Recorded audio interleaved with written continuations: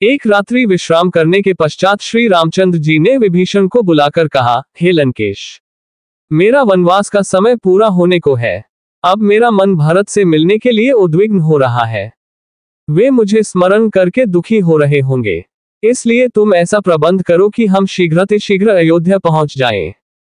ये सुनकर विभीषण ने कहा, हे प्रभु, आप चिंता न करें, मैं एक ही दिन में आपको अयोध्यापुरी पहुंचा दूंगा। वैसे मेरी इच्छा ये थी कि आप कुछ दिन यहाँ रुककर मेरा आतिथ्य स्वीकार करते।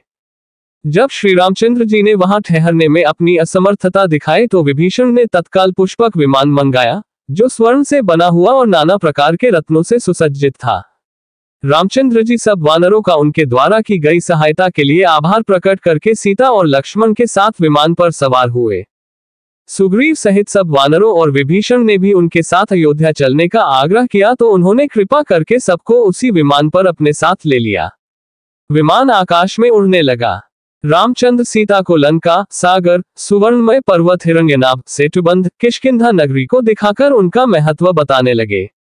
बीच बीच में सीता हरण के पश्चात की घटनाओं का भी विशद वर्णन करते जाते थे। जब विमान किष्किंधा नगरी पहुंचा तो वैदेही ने सुग्रीव की भार्या तारा आदि को भी अपने साथ अयोध्या ले चलने का आग्रह किया। रघुनाथ जी ने विमान को वहां रुकवाकर सुग्रीव तथा अन्य युद्धपतियों से कहा कि वे शीघ्र अपने अपने परिजनों को, जो अयोध्या चलने के लिए उत्सुक हो, जाकर ले आए। श्री राम की आज्ञा पाते ही वे सब अपने परिजनों को बुला लाए। फिर विमान अपने गंतव्य की ओर चल पड़ा। विमान चलते ही रामचंद्र ने सीता को ऋषिमुख पर्वत दिखाया, जहां उन्होंने सुग्रीव से भेंट की थी। फिर उन्होंने शबरी की कथा सुनाते हुए पंपा दिखाया। जटायु के मरने का स्थान, महात्मा सुतीक्ष्ण तथा शरभ के आश्रम, श्रृंगवेपुर आदि दिखाते हुए भरद्वाज मुनि के आश्रम पर पहुंचे। वहां उन्होंने विमान उतारा। भरद्वाज मुनि के आश्रम में पहुंचकर उन्होंने मुनि को सादर प्रणाम किया और कुशलक्षेम के पश्चात अयोध्यापुरी, भरत तथा माताओं के विषय में सूचनाएं प्राप्त की। फिर उन्होंने हनुमान से कहा, वानरराज, मैं चाहता हूं कि मेरे अयोध्या पहुंचने से पहले तुम अयोध्या जाकर पता लगाओ कि राजभवन में सब कुशल से तो है। तुम श्रृंगवरपुर पहुंचकर वनवासी निषादराज से भी भेंट करो, उनसे तुम्हें अयोध्या का मार्ग भी ज्ञात हो जाएगा। भरत से मिलकर उन्हें हमारा कुशल समाचार देना और यहाँ हुई समस्त घटनाओं से उन्हें अवगत कराना। उन्हें ये भी बता देना कि हम लोग सफल मनोरथ होकर राक्षस राज विभीषण, वानरराज सुग्रीव तथा अन्य मित्रों के साथ प्रयागराज तक आ पहुंचे हैं। साथ ही भरत की मुखमुद्रा का भी सूक्ष्म अध्ययन करना। यदि उन्हें हमारा आगमन अरुचिकर प्रतीत हो तो मुझे सूचित करना। ऐसी दशा में हम अयोध्या से दूर रहकर तपस्वी जीवन व्यतीत करेंगे। तुम शीघ्र जाकर उन्हें सब बातों की सूचना दो। प्रभु की आज्ञा पाकर हनुमान मनुष्य का रूप धारण कर तीव्र गति से अयोध्या की ओर चल पड़े।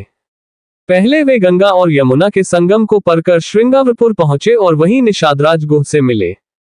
उन्हें श्री राम का कुशल समाचार देकर वे परशुराम तीर्थ, वालुकिनी नदी, वाउथी, गोमती आदि नदियों को पार करते हुए नंदीग्राम जा पहुंचे। अयोध्या से एक कोस की दूरी पर उन्होंने चीर वस्त्र और काला मृग चर्म धारण किए हुए दुर्बल भरत को देखा।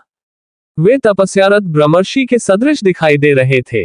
भरत जी के पास पहुंचकर पवनपुत्र हनुमान ने दोनों हाथ जोड़कर उनसे निवेदन किया, देव श्री रघुनाथ जी ने आपको अपना कुशल समाचार कहलाया है और आपका कुशल समाचार पूछा है। आप इस अत्यंत दारुण शोक का परित्याग करें। आप शीघ्र ही श्री राम से मिलेंगे। ये शुभ समाचार सुनकर भरत का हृदय हर्ष से भर उठा।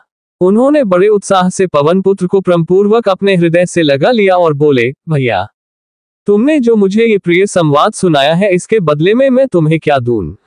मुझे कोई ऐसी वस्तु दिखाई नहीं देती जो तुम्हारी इस शुभ सूचना का उचित उपहार हो सके। फिर भी मैं तुम्हें इसके लिए 100 उत्तम गांव, 1,00,000 गौएं और उत्तम आचार वाली स्वर्ण, रत्न तथा आभूषणों से सुसज्जित 16 कुलीन कुमारी कन्याएं पत्नी रूप में समर्पित करता हूँ। फिर बोले, सौम्य, मुझे ये बताओ कि श्री रघुनाथ जी का और वानरों का मेल मिलाप कैसे हुआ? भरत के इस प्रश्न के उत्तर में हनुमान ने श्री राम के वनवास से लेकर दंडकारण्य में प्रवेश करके विराट को मारने, शरभंग मुनि के स्वर्ग सिधारने, खरदूषण तथा त्रिशरा को मारने, सीताहरण, गिद्धराज जटायु की मृत्यु, सीता की खोज करते हुए सुग्रीव से भेंट होने का विवरण सुनाकर उन्होंने सीता की खोज करने, सागर पर पुल बांधने तथा सपरिवार रावण को मारकर वैदेही को मुक्त कराने तक का वृतांत सुना डाला। ये भी बता दिया कि अब रामचंद्र जी पुष्पक विमान से अयोध्या आ रहे हैं। हर्षविभोर भरत ने शत्रुघ्न को बुलाकर उन्हें ये शुभ समाचार सुनाया और रामचंद्र जी के भव्य स्वागत की तैयारी करने का आदेश देते हुए कहा, सभी देवस्थानों में सुगंधित पुष्पों द्वारा पूजन हो।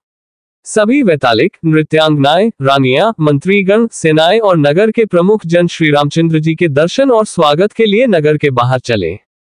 नगर के सभी मार्गों, बाजारों तथा अट्टालिकाओं को ध्वजा पताकाओं आदि से सजाया जाए।